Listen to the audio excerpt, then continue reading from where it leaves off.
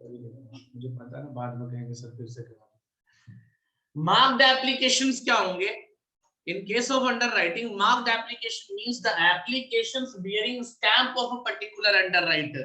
Means जहां तक आपको समझ में आना चाहिए कि कंपनी मल्टीपल अंडरराइटर्स को हायर कर सकती है for the purpose of fulfilling their objective. Objective क्या? Issue of share, debenture and all. ठीक है, मल्टीपल अंडरराइटर्स को हायर कर सकती है। अब मल्टीपल अंडरराइटर्स में एक पर्टिकुलर अंडरराइटर ने कितना काम करके दिया उसकी पहचान जानने के लिए क्या करेंगे हम? उनका स्टैंप जो होगा, सेपरेट स्टैंप होगा अंडरराइटर का, वो जिस जिस एप्लीकेशन फॉर्म पे जो अंडरराइटर ने स्टैंप लगा रखा होगा उसे हम क्या नाम देंगे? Marked application. और उसका क्रेडिट उसी को मिलेगा जिसका स्टैंप लगा होगा, हाँ या ना? जिस अंडरराइटर का स्टैंप जहां लगा होगा उसी को हम क्या नाम देंगे? Marked application. और उसका क्रेडिट भी उसी को दे देंगे, हाँ या ना? पक्का? और उसके बाद क्या आएगा फिर? अनमार्क्ड आएगा। अनमार्क्ड का मतलब जो डायरेक्ट कंपनी के पास आए, हाँ या ना?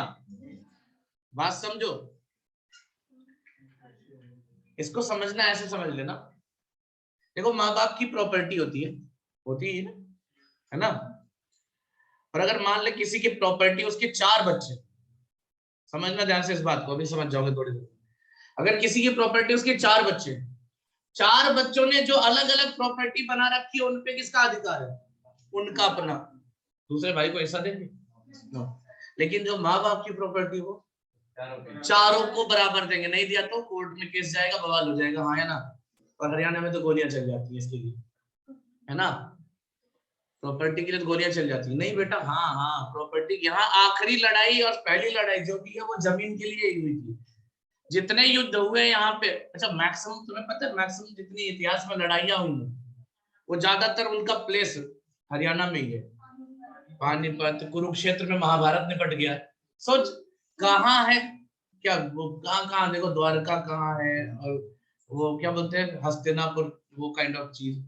मतलब जहां जहां देखो, कहां से कहां आते थे। पृथ्वीराज चौहान कहाँ के, लड़ाई कहाँ हुई? हरियाणा में। तो सोचो ना, कहां से कहां लड़ाई करने आते थे। तो इसीलिए यहाँ पे लड़ाई ही जमीन से शुरू हुई थी, और जमीन पे ही होती है यहाँ पे लड़ाई। तो ध्यान से समझो, यहाँ पे जमीन की लड़ाई नहीं, यहाँ लड़ाई है ही नहीं। पहली बात, यहाँ तो लॉ है। अनमार्क्ड एप्लीकेशन मतलब वो एप्लीकेशन, जैसे पापा की प्रॉपर्टी, जितने भाई है सबको मिलेगा। यानी कंपनी के पास जो डायरेक्ट एप्लीकेशंस आए हैं, कंपनी किसी एक अंडरराइटर को नहीं देगी, उसका क्रेडिट किसको देगी? और कौन से रेशियो में? Gross liability. Now what is gross liability में थोड़ी देर में जब क्वेश्चन कराऊंगा समझ में आ जाएगा, टेंशन मत लो। तो भाई मार्क्ड एप्लीकेशन मतलब किसी एक अंडरराइटर का अपना पर्सनल जो उसने काम किया उसका मतलब हो गया भाई, इसका स्टैंप लगा होगा। अनमार्क्ड का मतलब क्या हुआ? जो कंपनी के पास डायरेक्ट आया, यानी जिसका क्रेडिट सबको मिलेगा in their gross liabilities ratio. Clear है? और लास्ट आता है क्या? Now what is firm underwriting? Firm underwriting का मतलब हुआ वो शेयर जो अंडरराइटर ने डायरेक्टली टेक ओवर करने के लिए कमिटमेंट करा है। भाई अंडरराइटर भी तो पब्लिक में आएगा। अगर कोई मेरे को बोलता है कि ये शेयर इश्यू करा दो, और मुझे लगता है कंपनी अच्छी है, मैंने खुद शेयर खरीदे, लेकिन वो शेयर्स कैसे खरीदे? जस्ट लाइक पब्लिक, है ना? पब्लिक की तरह शेयर्स लिए, है ना? तो अंडरराइटर क्या ऐसे काम कर सकता? बिल्कुल कर सकता है। और इसी अंडरराइटिंग को नाम क्या देंगे बेटा? तो फर्म अंडरराइटिंग क्या होता है? ध्यान से समझो। फर्म अंडरराइटिंग का मतलब होता है वो अंडरराइटिंग जहां पे जो शेयर जिस अंडरराइटर को इश्यू करने के लिए दिया गया था वो खुद ही ले लेता है, और वो बिल्कुल जैसे दूसरे को इश्यू करा था वैसे खुद को इश्यू कर दी, पैसे दे के शेयर दिए। इसको बोलेंगे हम फर्म अंडरराइटिंग। किसकी तरह होगा? Public issue. क्या लिखा है? जैसे स्टेटेड एज पब्लिक इश्यू, यानी शेयर्स को पब्लिक को इश्यू करो या अंडरराइटर खुद ले ले, एक ही बात है। तो अंडरराइटर 2 तरीके से शेयर्स ले सकता। पहला कैसे? मजबूरी में। भाई तुमने जिम्मेदारी ली थी 10,000 शेयर इश्यू कराने की, तुमने केवल 8,000 इश्यू कराए हैं, तो 2,000 शेयर बच गए, कौन लेगा? अंडरराइटर। ये मजबूरी में ले रहे हो, ये फर्म अंडरराइटिंग नहीं होगा। लेकिन बाय चॉइस शेयर लेना, वो क्या कहलाएगा? यानी जब तुम्हें शेयर्स मिले थे ना, तुमने कहा इसमें से 2,000 शेयर मेरे, ये क्या होगा? Firm underwriting. क्लियर है? याद रखना, जो मजबूरी में ले रहे हैं वो नेट लायबिलिटी में चला जाता है, और फर्म अंडरराइटिंग का मतलब क्या हुआ? जहां पे बाय चॉइस आपने शेयर्स लिए। दैट्स क्लियर है? अब फर्म अंडरराइटिंग को क्या मानेंगे? भाई अगर तुम शेयर्स लोगे तो तुम अपना स्टैंप लगाना कभी नहीं भूलोगे जनरली। वैसे तो हम किसको फॉलो करेंगे फर्म अंडरराइटिंग के ट्रीटमेंट के लिए? क्वेश्चन बोलता है मार्क्ड मानो तो क्या मान लेंगे, क्वेश्चन बोलता है अनमार्क्ड मानो क्या मान लेंगे, और क्वेश्चन कुछ नहीं बोलता तो ऑब्वियसली। ठीक है, क्लियर है इतना? तो ये नोट्स तो आपने बना लिए थे सर। अब इन सभी चीजों को समझने के लिए आपको एक फुल फ्लेज्ड क्वेश्चन की जरूरत है, फुल फ्लेज्ड क्वेश्चन की जरूरत है। तो क्वेश्चन कहां से लाऊं? अगर यहाँ अपलोडेड होगा तो दिखाऊंगा, वरना किसी से कहां लाऊंगा। चलिए पहले एक फुल फ्लेज्ड क्वेश्चन करेंगे, then after will go for that. तो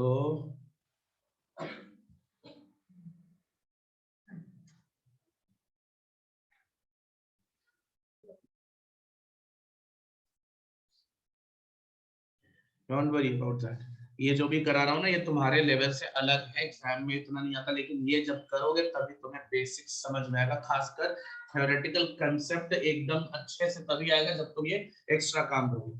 तो एक क्वेश्चन तो मैं पूरा कराऊंगा जिसमें तुम्हें कैलकुलेशन सिखाऊंगा बेटा।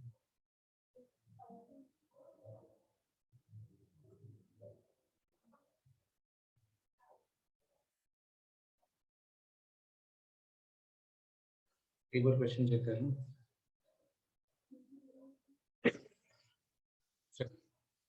ऑल्दो कैलकुलेशन के क्वेश्चन आपको मिलेंगे, इतना बड़ा तो नहीं रहेगा, लेकिन एमसीक्यू बेस पर क्वेश्चन मिलेंगे कैलकुलेशन वाले। स्क्रीन पूरी आ रही है ना?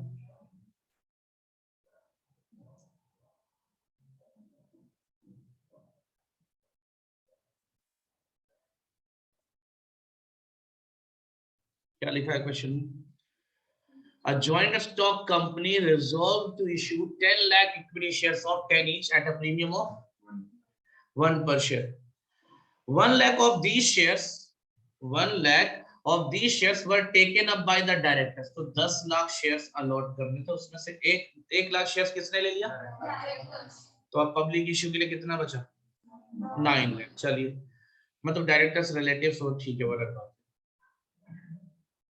The remaining shares were offered to public. The entire amount being asked with, तो यहां तक अभी अंडर राइटिंग की तो कोई बात नहीं है। अब आता है the issue was underwritten by underwriter named PQN 3 underwriter हैं और इनका कमीशन क्या डिसाइड हुआ? मैक्सिमम कितना हो सकता था? क्यों ऐसा? क्योंकि ये किस चीज की बात है? अगर शेयर्स की जगह डिवेंचर होता तो मैक्सिमम कितना हो सकता है? 2.5% ऑफ। सर एक बात, अगर इसी क्वेश्चन में यहाँ इश्यू प्राइस की जगह क्या लिख दे? फेस वैल्यू या नॉमिनल वैल्यू, तो क्या गलत है या सही है?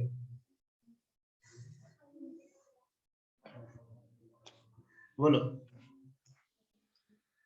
सवाल बड़ा सिंपल है सर। इस क्वेश्चन में फेस वैल्यू लिख दिया किसकी जगह? हेलो, मेरी बात सुनो और जवाब दो। इश्यू प्राइस की जगह क्या लिख दिया मैंने काट के? अब बताओ मैंने अगेंस्ट द लॉ काम किया या सही है? ये भी चलेगा? चलेगा? नहीं चलेगा? अच्छा कितने लोग कहते हैं नहीं चलेगा या कितने लोग कहते हैं चलेगा? पहले चलेगा वाले बताओ, पॉजिटिव वाले।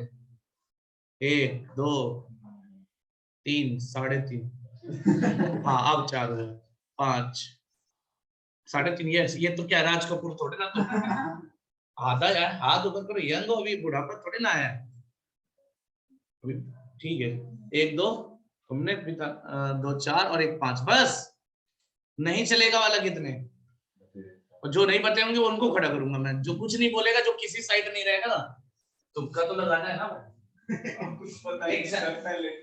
हाँ तो पहले भी देखो, वोट करने जब जाते, मान लो विदेश में रहते, पहली बार गांव की धरती पे लैंड किए, प्रधान जी का इलेक्शन है, हमें नहीं पता सारे कैंडिडेट कैसे, वोट तो देना पड़ेगा ना, तो कैसे करेंगे? अक्कड़ बक्कड़ है ना, तो बता ऐसे ही ऐसे किसी एक साइड पकड़ ले, या तो सही है या तो गलत है, तो सही के साथ तो ये 5 लोग, गलत वाले कितने भाई? एक गलत कर दिया मैंने, 1 2 3 4 5 6 7 8 9 9 हो गए, नहीं 8 हुए, 9 8.5 रह गए। अच्छा हाँ हाथ तो सही से प्रॉपर ऊपर होना चाहिए। किसके साइड है? कर ले थोड़ा सा, क्या करने लगता है? सर एक बात तो क्लियर, रूल कह रहा है मुझे नहीं पता, अभी तुझे नहीं पता कि मैक्सिमम कितना होगा, क्या रूल था? 5% ऑफ किसके केस में? और डिबेंचर्स के केस में 2.5। सब कुछ सेम है, यहाँ पे 2.5%। ठीक है, तो बताओ मैंने ये सही किया गलत किया? अब देखो जिनको लगता है गलत किया, भाई मैं गलत काम ही नहीं करता, है ना, सच पूछो तो मैं गलत काम ही नहीं करता, ना, सबका साथ सबका विकास, जो जो साथ विकसित हो जाओगे, टेंशन ना लो, तुम भी मान जाओगे 2 मिनट के लिए। देखो what was the rule? Maximum कम हो सकता है। अब बताओ इश्यू प्राइस क्या हो सकता है शेयर्स का? शेयर्स कैसे इश्यू हो सकते हैं, इतना तो कंपनी लॉ पढ़ लिया, या तो फेस वैल्यू पे या तो अबे प्रीमियम पे। नॉमिनल वैल्यू फेस वैल्यू एक ही चीज, डिस्काउंट पे इश्यू, तो या तो ये इश्यू प्राइस ज्यादा होगा या, और कम वाला तो अलाउड है ना, ज्यादा वाला देखो तुम्हारा क्या बोलता है इश्यू प्राइस। अब अगर 100 वाला शेयर्स है, 100 में इश्यू कर सकता हूं, या 20% प्रीमियम ऐड करके कितने में, 120 में इश्यू करूंगा।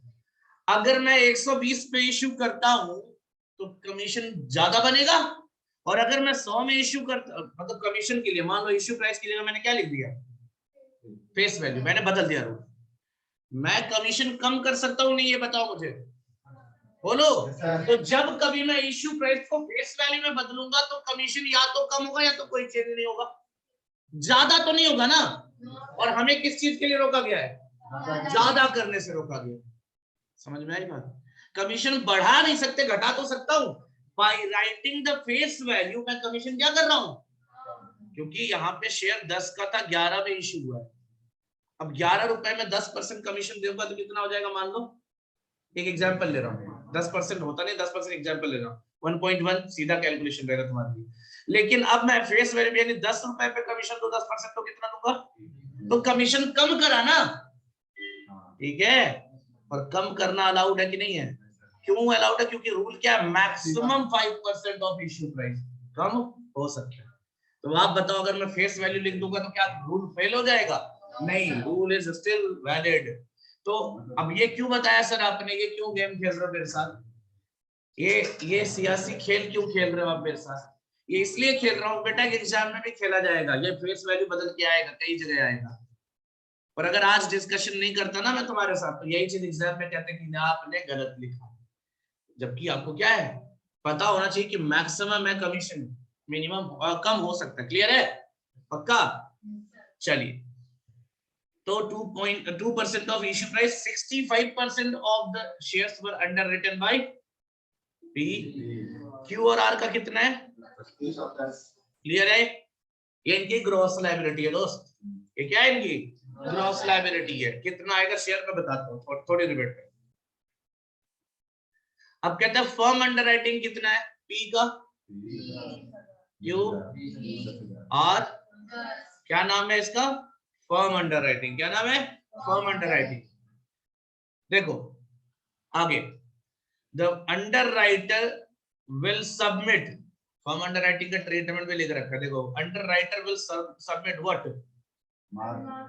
Unmarked application for share underwritten firm. अब आप बताओ, क्वेश्चन ने क्या क्लियर कर दिया कि फर्म अंडरराइटिंग को अंडरराइटर्स क्या मानेंगे, अनमार्क्ड एप्लीकेशन मानेंगे, ये क्वेश्चन ने बोला। अब मार्क्ड और अनमार्क्ड में अंतर समझ में आ गया? स्टैंप लगा होगा किसी का अंडरराइटर का तो क्या कहलाएगा, स्टैंप नहीं लगा हुआ क्या कहलाएगा। इतना याद रखना है बेटा, इससे ज्यादा कुछ लॉजिकल नहीं बनना है। स्टैंप लगा होगा तो क्या होगा, नहीं होगा तो, जिस पे स्टैंप लगा वो मार्क्ड है, उसका क्रेडिट किसको मिलेगा, जिसका स्टैंप लगा उसको। और अगर किसी का स्टैंप नहीं लगा तो क्रेडिट किसको मिलेगा, सबको मिलेगा। कौन से रेशियो में, क्रॉस लायबिलिटी के रेशियो में। ये इतना ही रूल है बेटा, क्योंकि फर्म अंडरराइटिंग को भी या तो मार्क्ड में ले जाओगे या तो अनमार्क्ड में ले जाओगे, खत्म तो करना ही है। तो यहाँ क्वेश्चन ने क्या डिसाइड करके दिया, क्वेश्चन ने क्या डिसाइड किया, तुम दोनों बात नहीं करोगे, नहीं तो अलग बैठा होगा यार, बिल्कुल एक शब्द भी, कोई पर्सनल कोई कुछ नहीं पूछो, मेरे से पूछो, मेरे से ज्यादा ना उसको आता ना तुमको आता, एब्सोल्युटली ट्रू है ना। Without any exception. सीरियसली बता रहा हूँ, तो मेरे से पूछ सकते हो सीधा। और मैंने कौन सा तुम्हारा सर फोड़ा है, घर जलाया है, कि दुश्मनी चल रही दोनों में? बात कर सकते तो सीधा बोलो। भाई तुम्हारे प्रॉब्लम का सबसे अच्छा सॉल्यूशन कहाँ मिलेगा? टीचर के पास। एग्जैक्टली। जिंदगी में भी कहीं परेशान हो तो मेरे से, बच्चे ऐसा भी करते, कहीं कोई समझ नहीं आता यार अब क्या करो जिंदगी में, कहीं तो प्रोफेशनल पर डिग्री मिलने के बाद समझ में, सर फोन है सर जॉब में जाओ या प्रैक्टिस शुरू करो। तो मेरे को तो रग रग से पता है तुम किस लायक हो, है ना? अबे डिग्री मिलने के बाद की बात करो, ये कुछ ज्यादा ही पता चल गया। तू फोन करना जब डिग्री मिल जाएगी। ये सजेशन रहेगा, घर बैठ जा, ठीक है? तो मुझे तो रग रग से पता है बेटा कि कौन सा बच्चा किस कैलिबर का है, कहाँ जाएगा उसके लिए सुटेबल है। प्रैक्टिस करे, मान लो प्रैक्टिस शुरू कर दी, ऑफिस खोल दिया, करोड़ों रुपए लगा दे, उसके बाद क्या है, मक्खियां मार रहा वहां पे। वो आते नहीं रैकेट लेके मक्खियां मारते, अब नहीं आता जैसे मक्खी मारने वाला इलेक्ट्रिक वाला, चट से आवाज, उसको मजा आ रहा है, क्यों? खाली बैठा, कोई काम है नहीं, तो ये मक्खी मर गई, बिजली का बिल और आ रहा है, ठीक है चलो बढ़िया, यही काम करोगे भाई। जब तुम्हारा कैलिबर नहीं होगा तो तुम वो काम शुरू करोगे तो बर्बाद होगे, चाहे कितनी बड़ी डिग्री हो। हाँ है ना? या फिर दूसरी चीज होती है इंटरेस्ट का, कई लोगों को काम में मजा नहीं आता उसमें, तो उस हिसाब से सजेशन होता है ना। तो भाई मेरे पास आओ, मैं सजेशन दूंगा अच्छा वाला, ठीक है? और अगर अगर ऐसी हरकतें करोगे तो फिर मैं क्या करूंगा, डांट दूंगा। No worry about, I don't like sorry as well. मुझे सॉरी से बड़ा चिढ़ होता है। हाँ मतलब मुझे सॉरी से पता नहीं क्या, जब कोई सॉरी बोला मेरे को लगता है यार तुम मत बोलो सॉरी, बट हाँ आगे से ये चीज सुधार लो, बस अपने अंदर फील करो, सॉरी बोलने वाले से फील थोड़ी ना हो रहा है, ठीक है? मुझे लगता है आगे से तुम ये नहीं करोगे, I guess, I hope and you do. वो अकेले नहीं बोलती, तू सीधे साइड हो गई, उसको अकेले छोड़ दिया, यू डू, है ना? दोनों बहनों को बता रहा हूं मैं, वहम नहीं बहन। चलो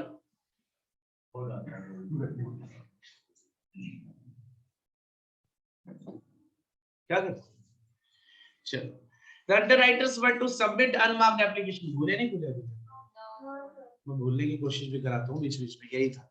तो भाई इस क्वेश्चन में अनमार्क्ड एप्लीकेशन के लिए क्या मानोगे? फर्म अंडरराइटिंग को क्या मानना है, क्यों मानना है? क्वेश्चन ने बोला है, क्वेश्चन नहीं बोलता तो क्या मानते? यही रूल है, बोला था ना, फर्म अंडरराइटिंग का आखिरी अंजाम यही है, या तो वो मार्क्ड बनेगा या तो अनमार्क्ड बनेगा। पहले किससे पूछेंगे? क्वेश्चन से। क्वेश्चन कहता मुझे नहीं पता, तो फिर हमें तो पता है ना क्या। यहाँ क्या कह रहा है? क्वेश्चन कह रहा है मुझे पता है अनमार्क्ड वाला, हम अनमार्क्ड मान लेंगे। ट्रीटमेंट कैसे होता है? थोड़े देर पेशेंटली वेट करो, भी आते हैं उस पर। इसके अलावा क्या है? मार्क्ड एप्लीकेशन कितना है बेटा?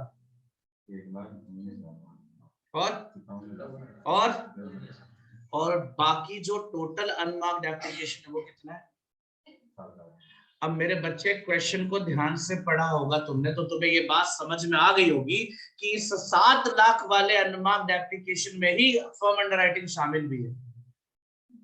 ऊपर लाइन यही तो लिखा था, अंडरराइटर्स वर टू सबमिट, देख लो, were to submit unmarked application for under share underwritten firm with full application money along with members of, यानी जो बाकी अनमार्क्ड है वो किसको गया है? पब्लिक को, और उसी के साथ ये भी सबमिट कर रहे हैं अनमार्क्ड एप्लीकेशन अपना वाला, तो ऑब्वियसली 7 लाख में टोटल अनमार्क्ड में तो ये शामिल होगा ही ना। और वैसे भी लिखा टोटल अनमार्क्ड एप्लीकेशन, तो इसमें सब एडेड है, हाँ या ना? यानी इसमें क्या क्या शामिल है, ध्यान से देखिए।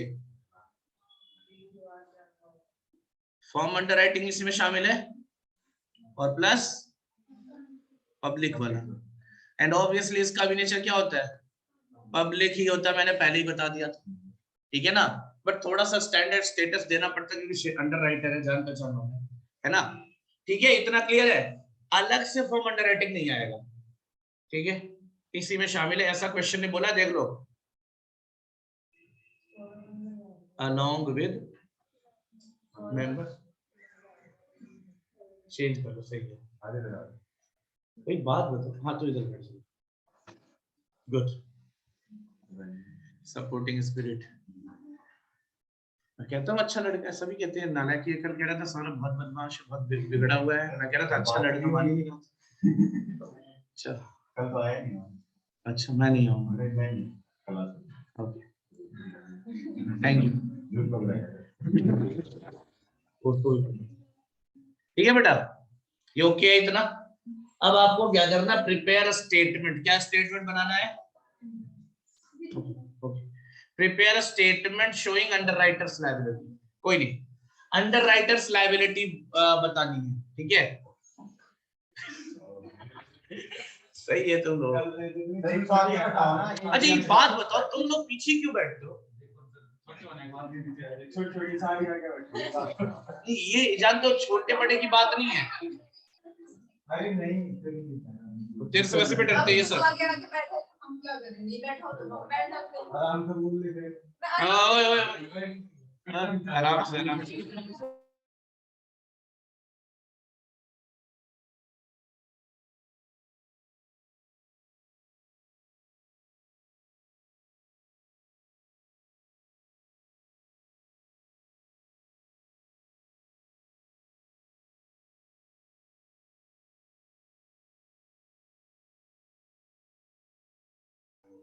चलो नहीं, अच्छा सही है, थोड़ा ट्यून थोड़ा सा चेंज करो। मानता हूँ हरियाणा में पले बड़े हो, हाई नोट की बात करने की जरूरत है, लेकिन क्लास में हरियाणा नहीं है, प्रोफेशन है। अरे सुधर जाते लोग अच्छे अच्छे यहाँ आने के बाद। हाँ चलिए ध्यान दीजिए। तो भाई हमें एक ऐसा स्टेटमेंट बनाना है जहां पे हमें क्या पता चल सके, अंडरराइटर की लायबिलिटी क्या आएगी, ठीक है? So we should start with that. ठीक है बेटा, अब देखना, अब आपको मैं क्वेश्चन जो करके दे रहा हूँ ये आपको समझना। क्वेश्चन की स्क्रीनशॉट मिलेगी अभी बाद में, फिलहाल मैं जो सॉल्यूशन बना रहा हूँ उस पर फोकस करूँ। चलो, स्टेटमेंट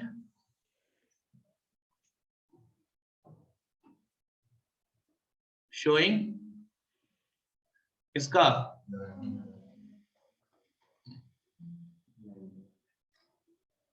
एंड ऑब्वियसली अमाउंट के टर्म्स में नहीं, नंबर ऑफ शेयर्स के टर्म्स में, कितना शेयर वो इश्यू नहीं करा पाया, ये तो होगा। कितना शेयर वो इश्यू नहीं करा पाया जिसे उसे खुद लेना पड़ेगा, उससे मतलब किसे? तो देखिए क्या प्रोसीजर है, क्या तरीका है, ध्यान से देखिएगा। ये फुल फ्लेश्ड क्वेश्चन बता रहा हूं बेटा। नाम था पी क्यू आर। चलिए वेरी गुड। अब ग्रॉस लायबिलिटी क्या थी? तो टोटल हमने इनिशियली 10 लाख शेयर इश्यू किए थे, 1 लाख डायरेक्टर्स वगैरह ने उठा दिए, बचे कितने? 9 लाख को 65% इसको मिला था, 25% क्यू का है, कितना बच गया? 10% आर का है। तो 9 लाख का जरा परसेंटेज डिसाइड कर दो, डिवाइड कर दो, कितना आएगा? सर इसी को बोलेंगे हम ग्रॉस लायबिलिटी।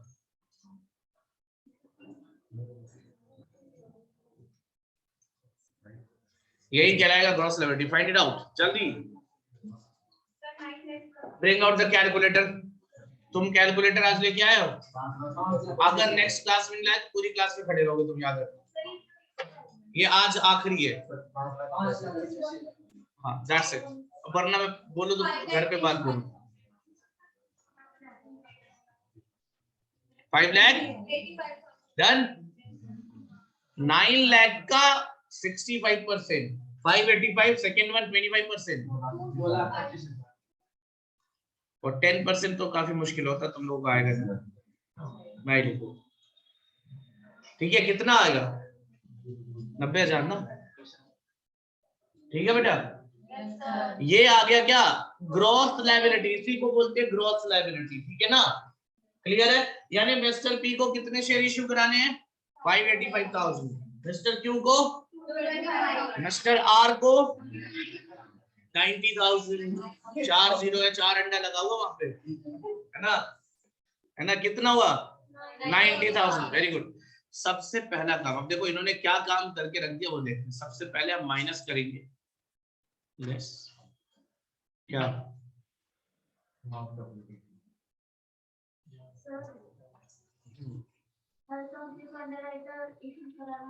नहीं नहीं नहीं, आज एजेंट से काम कराना ऑप्शन, ठीक है ना भाई? मेरे को लगता है मैं काम खुद कर सकता हूँ, ठीक है ना?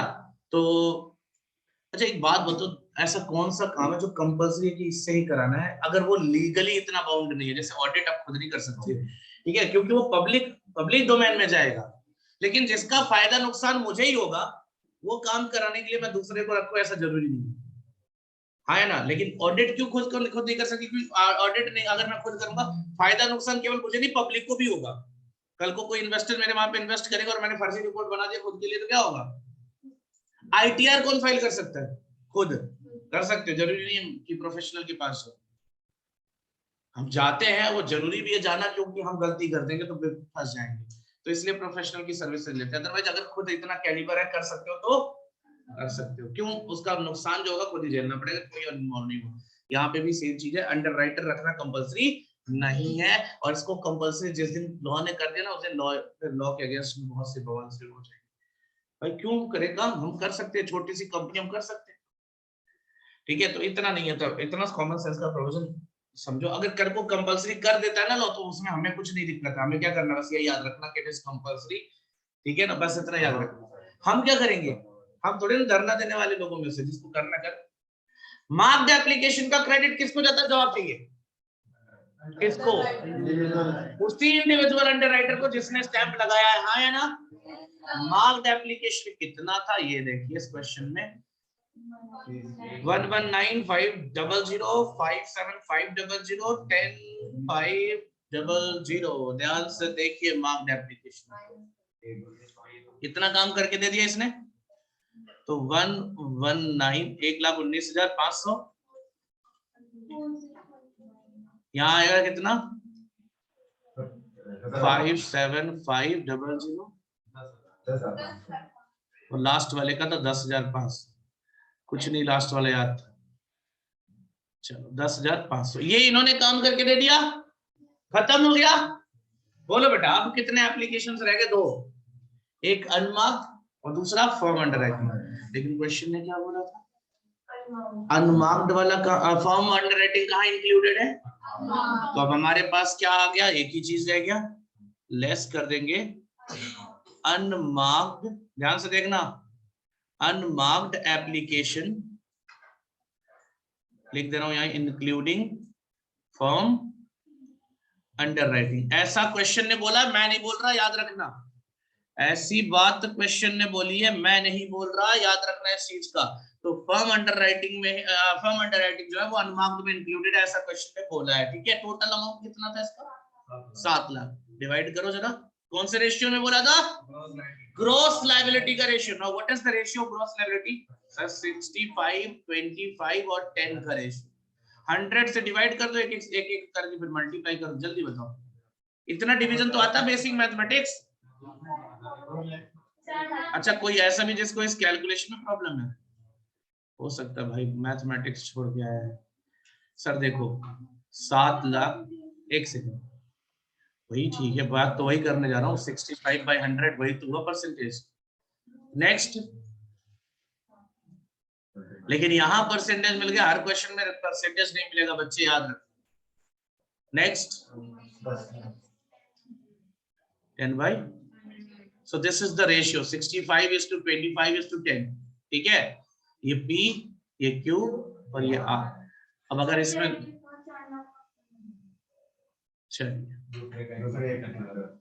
जस्ट अरे रुक जा एक मिनट, रजनीकांत तुम्हें नहीं पढ़ाता, कितना तेजी से लिख देगा, ठीक है। पहले वाले का 4,55,000, नेक्स्ट वाला गुड, तुम अपना कैलकुलेशन करो ना। नेक्स्ट, ठीक है सर, हो गया इतना? मजा आया इतना करके? मुश्किल था?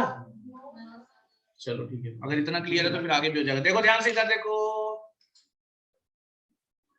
इसके बाद फाइंड आउट द डिफरेंस। कोई नेगेटिव जा रहा है ना? जाएगा ना, पहला वाला तो नहीं जा रहा होगा। 10,500 प्लस में बच रहा है ना? हाँ, क्यों नहीं बचेगा? 85,000, ये 5 लाख हो गया, 85,000 में से तो 55 और कितना जाएगा बेटा, मैं बता तो ना हूँ। 7,500 केवल इतना ही ना? तो लास्ट वाले का ये पॉजिटिव बच रहा है।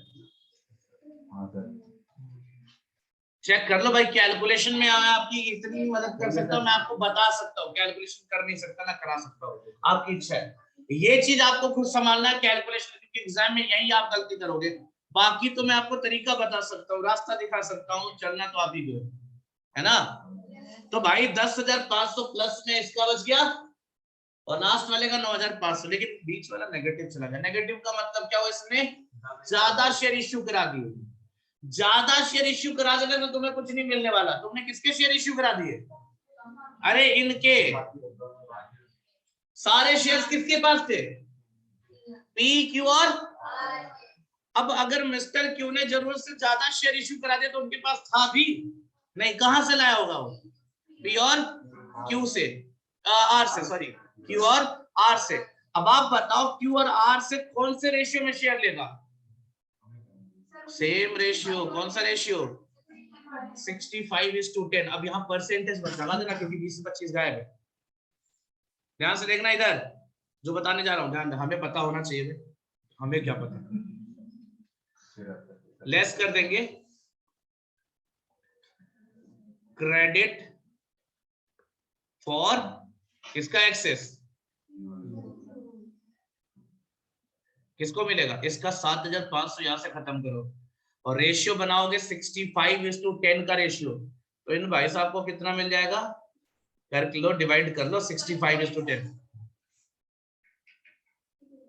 हाँ, जो मैं कर रहा हूँ सही कर रहा हूँ, नहीं आता कैलकुलेशन?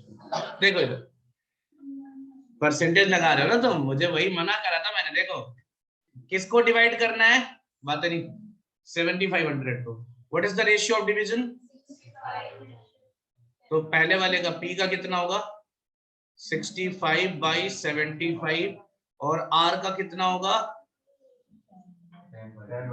10/75। तू खाली ज्ञान दे, कैलकुलेशन ना कर। कैलकुलेटर का है कहाँ, किसका है वो? यार हाथ डेप्रिसिएशन से बचा रहे हो, वो खुद कैलकुलेशन भी नहीं कर रहा, उसको पकड़ा के तू कर दे रहा। अच्छा, राजस्थान से भी कोई कुछ छीन पाया आज?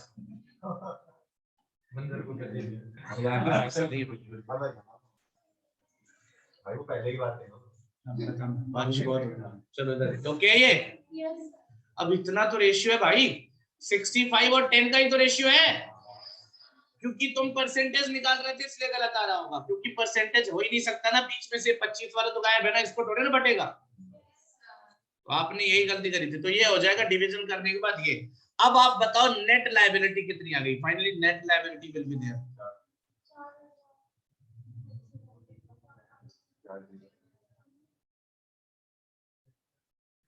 नेट लायबिलिटी बताओ।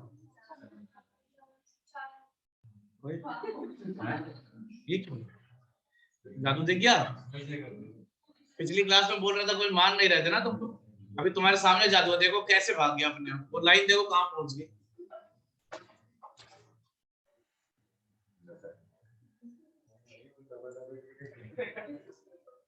ये क्या हो रहा है?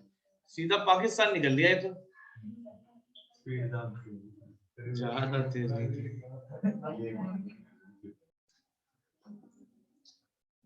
नेट लायबिलिटी ध्यान दो इधर, कितना आएगा नेट लायबिलिटी? 4,000। इसका कितना आएगा और इसका? Are you getting that? Yes sir. Clear है इतना? Are you okay with that? जब दो में डिवाइड होगा तो ध्यान देना केवल पी और आर में डिवाइड होगा, पी का 65 और आर का 10, तो रेशियो केवल वही 65:10 हो जाएगा। 65:25:10 नहीं होगा, वो शुरू में था। ठीक है, 3 लोग थे, अभी 2 ही में बटना है तो 2 का रेशियो होगा। और जब ये डिवाइड कर दोगे then you will get net liability, that is 4,000 and 8,500 respectively for P and R. Clear? What about the net liability of Q? Nil. But what is the total liability? अब ये कैसे आएगा सर? देखो total liability का मतलब इन्होंने add करना है एक और शेयर, इन्होंने जिम्मेदारी ली थी ना लेने के लिए, दैट इज लेंगे नहीं लेंगे ये लोग शेयर, फॉर्म अंडर राइटिंग भी तो लेना पड़ेगा इनको, तो लास्ट में ऐड करके हम इनकी टोटल लायबिलिटी निकालेंगे। जरा ऐड करना बेटा। फॉर्म अंडर राइटिंग कितना था पहले वाले का? हमें मालूम है ना, इधर देखो ना, वह देख के तो बोल सकता है। कितना आ गया?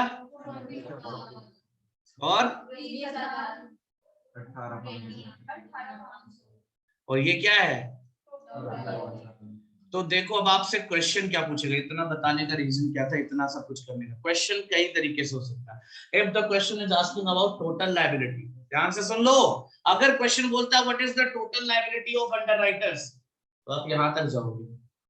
और अगर आपसे क्वेश्चन बोलता है नेट लायबिलिटी, तो आपको यहां तक रहना है, ठीक है ना।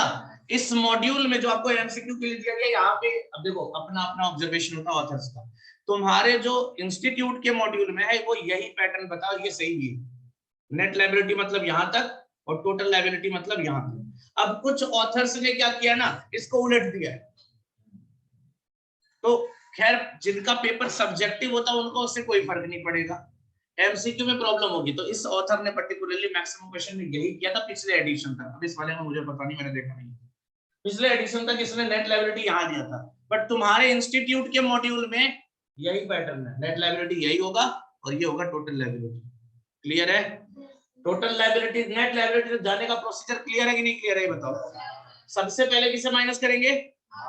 मार्क्ड एप्लीकेशन, फिर अनमार्क्ड। अब सर अगर फर्म अंडर राइटिंग इंक्लूडेड नहीं होता तो यार लास्ट में माइनस करते। कैसे माइनस करते? डिपेंड करता, मार्क्ड बोलता तो मार्क्ड, अनमार्क्ड बोलता अनमार्क्ड, यहां लास्ट में माइनस करते। फिर निकालेंगे बैलेंस, बैलेंस में अगर कोई नेगेटिव चला गया तब होगा डिवीजन, अगर नहीं जाएगा तो यही हमारी नेट लायबिलिटी आ जाएगी। जब कोई नेगेटिव जाएगा इसका मतलब उसने दूसरे के शेयर इश्यू कर दिए, उसका क्रेडिट उसको दे दो जिसका शेयर था। क्लियर है इतना? पक्का? So this is the solution and this was the question. Question तो यही तक है। ये लो। कोई ऑनलाइन है बेटा? कोई एक काम करो, इस क्वेश्चन का स्क्रीनशॉट लेके ग्रुप में डाल दो। जो ऑनलाइन है वो क्वेश्चन का स्क्रीनशॉट लेके ग्रुप में डाल दो, देखो आ गया होगा, चेक कर लो।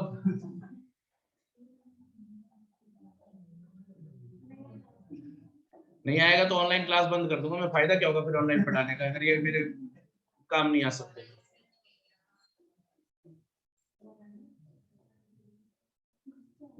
जल्दी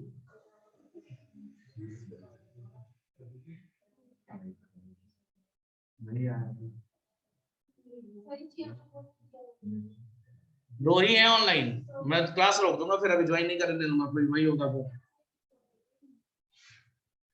अच्छा जरा एक बार ये भी सोच सकता है, ये लोग आराम से सो रहे हो, पकौड़े लेके खा रहे हो, बारिश के मौसम में मजा लिया। आ गया? किसने भेजा वैसे? किसने भेजा? उसने सॉल्यूशन भेजा है ना बेटा। मैं ऑनलाइन क्लास बंद कर रहा हूँ, कोई फायदा नहीं है फिर तुम लोगों को, दोनों को रिमूव कर रहा हूँ। ये लोग ना, इनको फर्क नहीं पड़ता, दोनों के दोनों। लास्ट वार्निंग दे रहा हूँ, दीपिका लामा, जिया शर्मा, एक बार बताओ तुम दोनों क्लास में हो तो जरा अपना माइक ऑन करके जरा जवाब दो। सही है, देखा?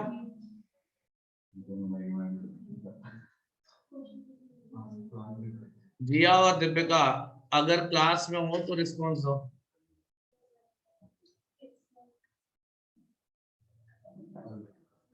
नहीं आया? ले लो बेटा तुम्हें, अरे तुम ही ले लेना फिर सामने बैठो।